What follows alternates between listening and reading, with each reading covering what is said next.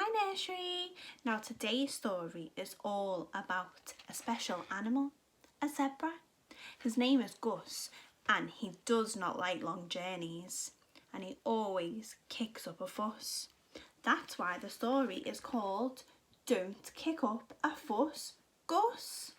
Fuss and Gus, they rhyme, don't they? I wonder if there's any more other rhyming words in the story.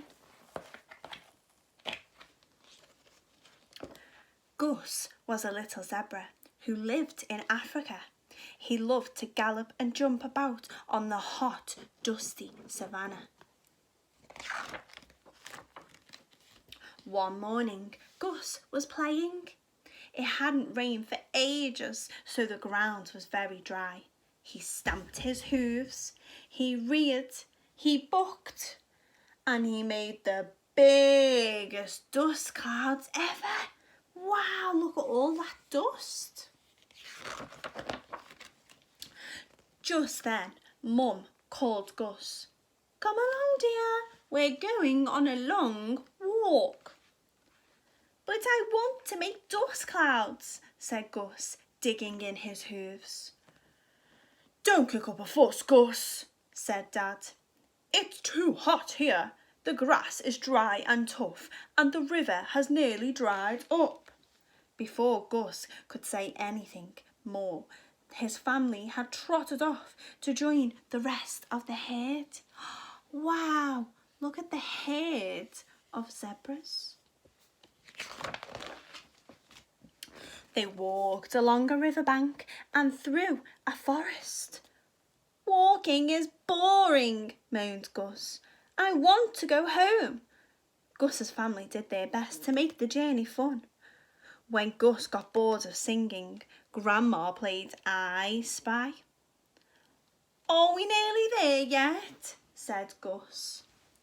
Walk nose to tail, Mum told Gus. No galloping off now on your own, said Dad. Dad sang 5 Little Zebras with Gus and Mum sang Here We Go Round the Tree. We're getting much closer now, said Grandpa. Let's play Count the Mongooses. 1, 2, 3, 4. 4. Can you make the number 4 with your fingers, Nursery? 4. But then they got stuck in a traffic jam. They waited and waited and waited and waited to cross a bridge. Gus got really fed up. Don't kick up a fuss, Gus, Dad said. There's nothing else we can do.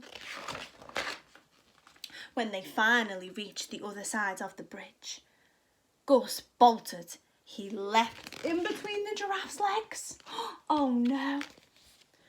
Over an elephant's trunk and galloped out of sight. Oh no.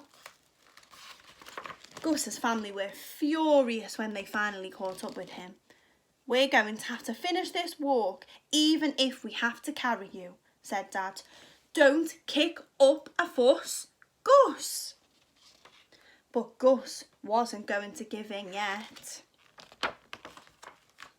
He kicked up the biggest fuss ever. Uh-oh, look, his feet are kicking backwards. Eventually, Gus wore himself out. If you've quite finished, we'll carry on, said Dad. We need to catch up with the others. Mum gently pushed Gus along as they continued on their journey. No more fussing, Gus, she said. At last they stopped and rested for the night. It will all seem better in the morning, said Mum, nuzzling into Gus. Oh, they're sleeping under the tree. The next day they made better progress. They crossed a river. They reached the top of a ridge. Gus knew there was no point in kicking up a fuss. They trekked up and down a mountain. From there, they could see the lush green valley before them. Wow! We're nearly there, cried Mum, pointing at something glistening in the distance.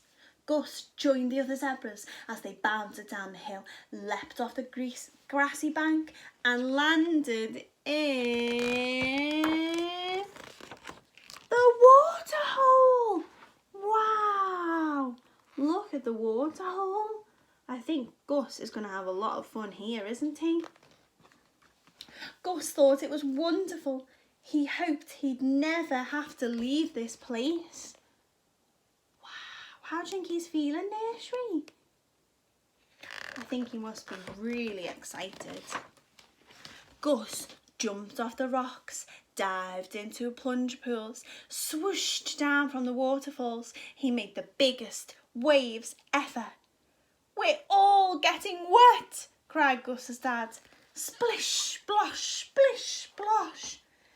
Don't kick up a fuss, Gus, said Gus, laughing. The end. I think Gus had a lovely time in the end, even though he was really, really tired. Have you ever been on a long journey somewhere? Something to think about. See you soon, Nursery.